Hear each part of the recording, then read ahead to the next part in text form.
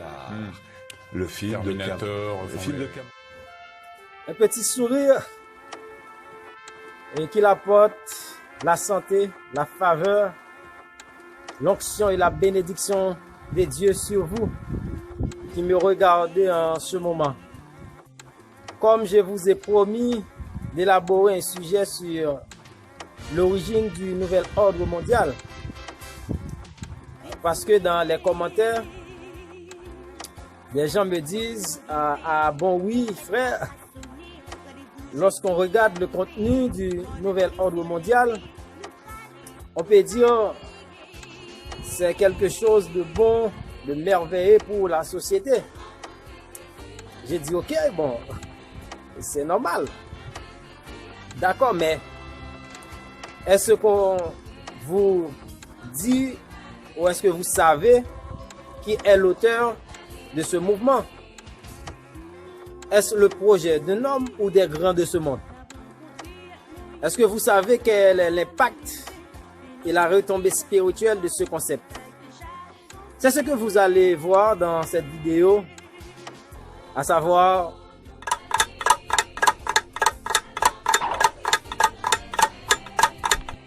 avoir une idée claire sur l'origine du nouvel ordre mondial pour ne pas tomber dans le piège de ce mouvement qui, à sa source, est une rébellion et une révolte totale contre Dieu. Vous allez pouvoir m'aider en quelques petites étapes. J'ai besoin de votre aide afin de en produire plus et regarder comment ça marche. 1. Abonner à la chaîne. 2. Activer la cloche de notification. 3. Donnez-moi un pouce like. Ok? Merci pour votre compréhension. Que Dieu vous bénisse.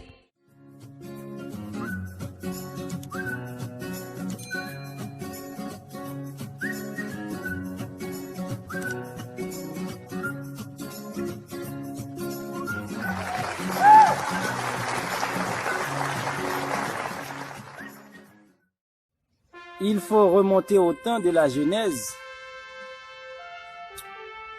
Après 6 jours, Dieu créa l'homme et le plaça dans le jardin en donnant cet ordre à l'homme. Genèse chapitre 2 versets 15 et 17, nous allons lire pour voir quel est cet ordre que Dieu a donné à l'homme. Genèse 2 verset 15. L'Éternel Dieu prit l'homme et le plaça dans le jardin d'Éden pour le cultiver et pour le garder. Verset 16. L'Éternel Dieu donna cet ordre à l'homme. Tu pourras manger de tous les arbres du jardin. Verset 17. Mais tu ne mangeras pas de l'arbre de la connaissance du bien et du mal, car le jour où tu en mangeras, tu mourras. Amen. C'est cet ordre que Dieu a donné à l'homme dans le jardin.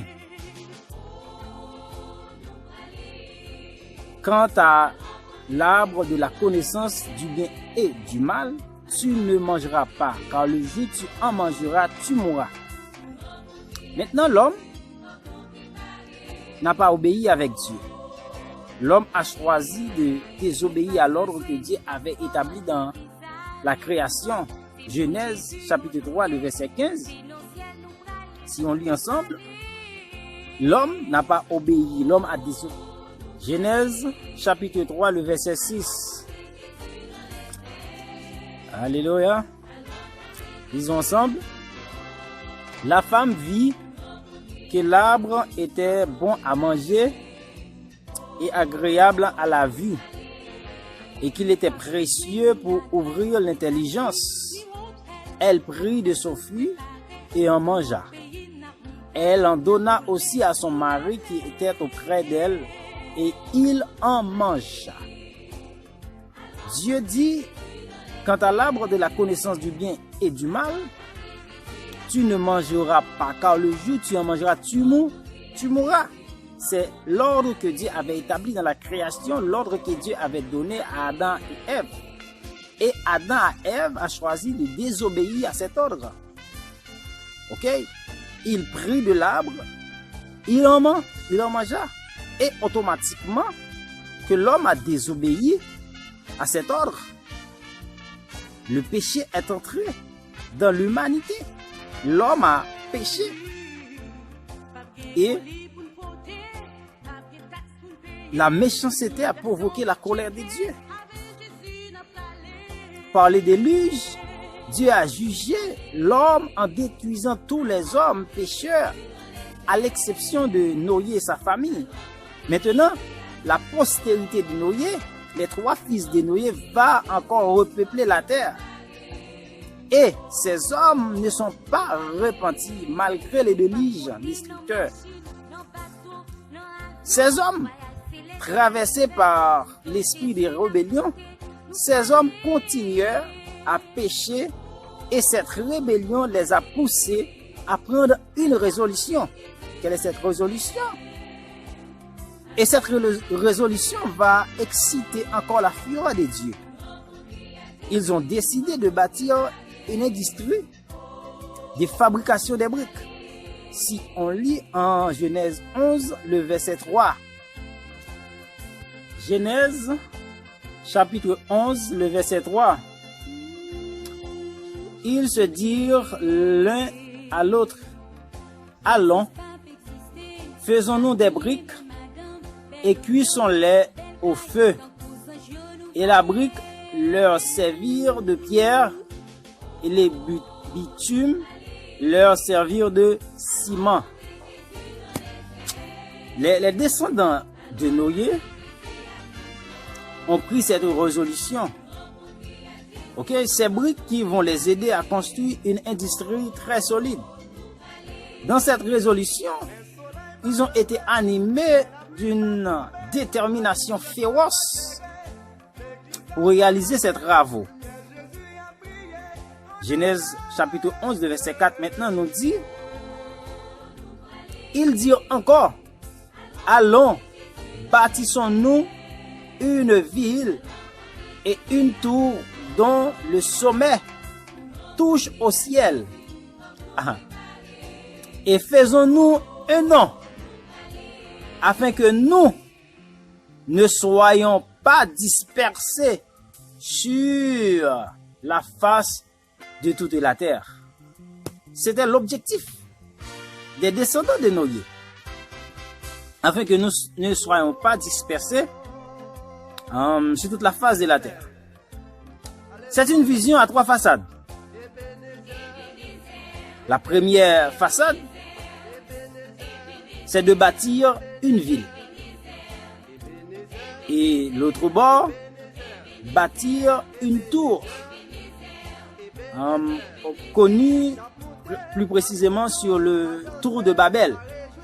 Et troisièmement, faisons-nous un nom. C'est important de noter dans les 3 piliers, les 3 façades de la vision des fils des descendants de Noé. Il faut souligner, faisons-nous un nom. Amen. Faisons-nous un nom. Gloire à Jésus.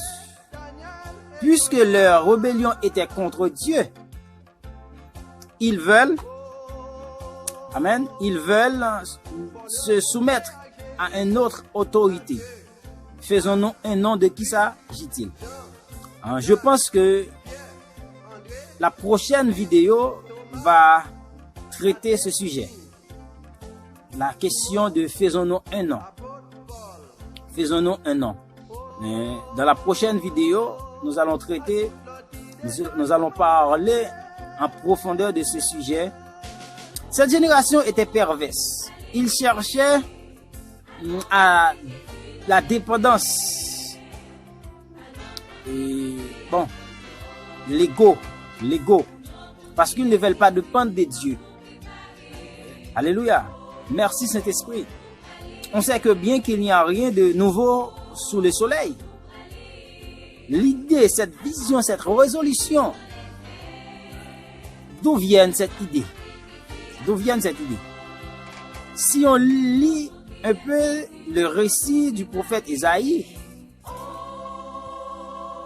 Ésaïe chapitre 14, verset 12 à 14.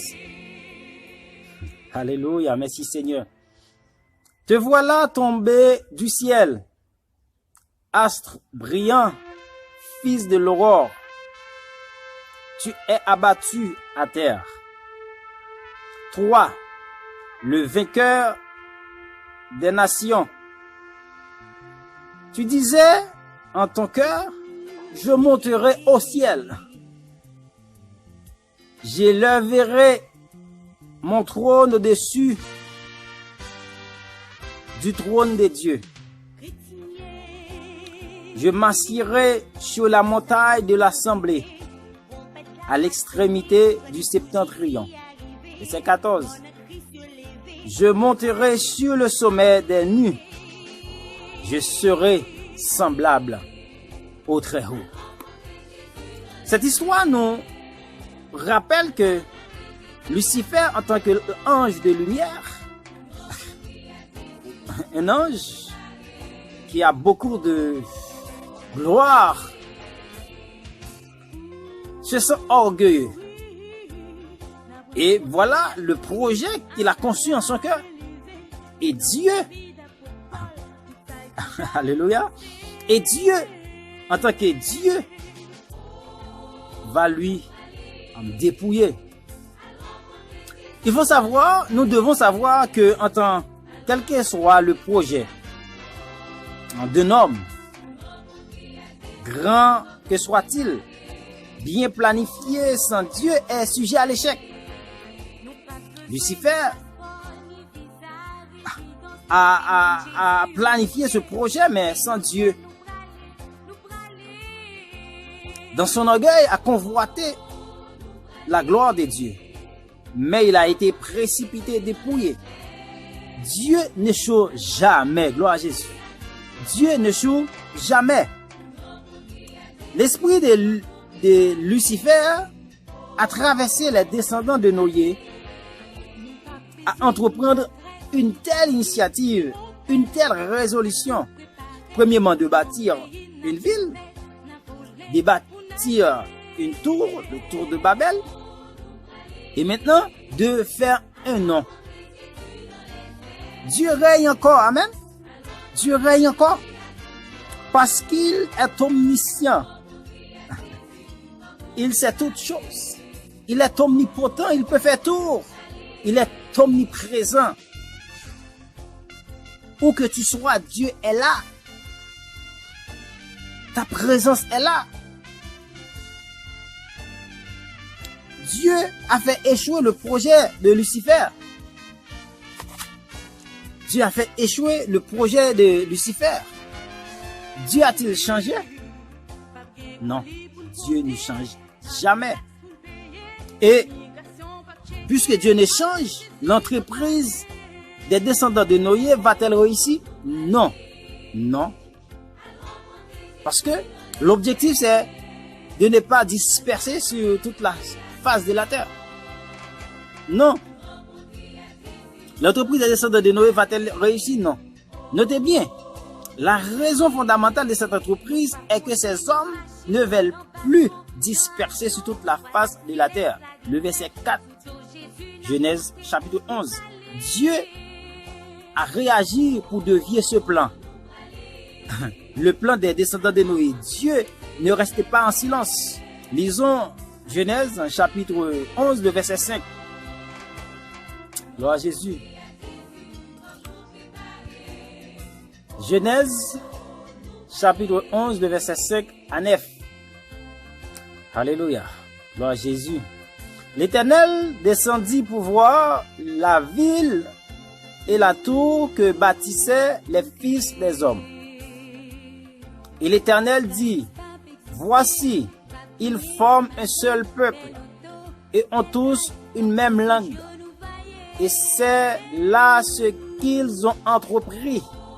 Maintenant, rien ne les empêcherait de faire tout ce qu'ils aurait rejeté. Verset 7. Allons, descendons. Alléluia. Et la confondant leur langage, afin qu'ils n'entendent plus la langue les uns des autres. Verset 8. Et l'Éternel les dispersa. Alléluia. Amen. Gloire à Jésus. Parce que, à remarquer que les projets, les buts, ou du moins, ce que les descendants de Noé veulent, c'est de ne pas se disperser sur toute la face de la terre. Écoutez ce que Dieu dit. Et l'Éternel les dispersa loin de là sur la face de toute la terre. Et ils cessèrent de bâtir la ville. Verset 9. C'est pourquoi on l'appela du nom de Babel, car c'est là que l'Éternel confondit le langage de toute la terre. Et c'est là que l'Éternel les dispersa sur la face de toute la terre. Amen. Gloire à Jésus. Dieu ne sourd jamais. Amen. Mes bien-aimés, mes frères et sœurs, Dieu ne sourd jamais. Puisque le sujet que nous sommes en train d'étudier, c'est le nouvel ordre mondial, l'origine du nouvel ordre mondial, ce plan. Hein, on parle maintenant de pacte global pour l'éducation. Hein. Eh bien, pour revenir à notre sujet, l'origine du nouvel ordre mondial, d'après le parcours biblique, hein, ces enchaînements nous montrent que le plan du nouvel ordre mondial n'est pas le projet d'un homme ou le projet des grands de ce monde comme on nous fait savoir. Ok? C'est pas ça. La Bible révèle tout ce qui est caché et nous montre l'origine du nouvel ordre mondial. C'est l'esprit orgueilleux de Lucifer, hein, qui convoite le trône de Dieu.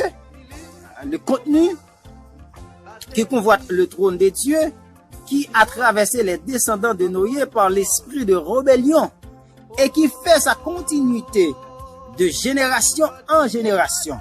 Okay? De Lucifer par les descendants de Noé, et aujourd'hui on parle, hein, de génération en génération par l'esprit de rejet total de Dieu dans la vie de l'homme. Notez bien ça. Soulignez bien ça. L'esprit de rejet total de Dieu dans la vie de l'homme. Gloire à Jésus.